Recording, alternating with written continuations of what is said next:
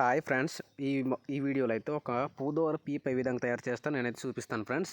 అయితే ఈ వీడియో అనేది లాస్ట్ వరకు స్కిప్ చేయకుండా చూడండి. ఈ యొక్క మొక్క పేరు అనేది పవిత్ర వృక్షం అనేసి అంటారు ఫ్రెండ్స్. ఇదైతే మా విలేజెస్ చుట్టుపక్కల ఈ మధ్యన అనేది పువ్వులు అనేది దొరుకుతాయి ఫ్రెండ్స్. అయితే ఈ యొక్క పువ్వు అయితే ఈ విధంగా ఉంటుంది.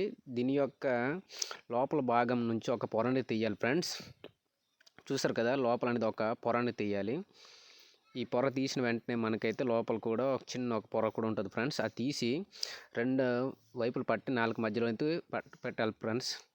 అయితే లోపల ఉన్న గాలి బయట అనేది ఊదుకుడు ఫ్రెండ్స్. బయట ఉన్న గాలి లోపల లాగితేనే మనకైతే పీప్ అనే సౌండ్ అనేది వస్తుంది.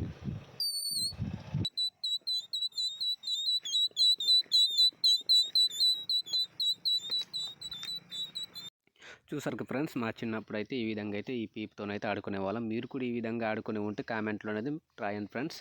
Thank you.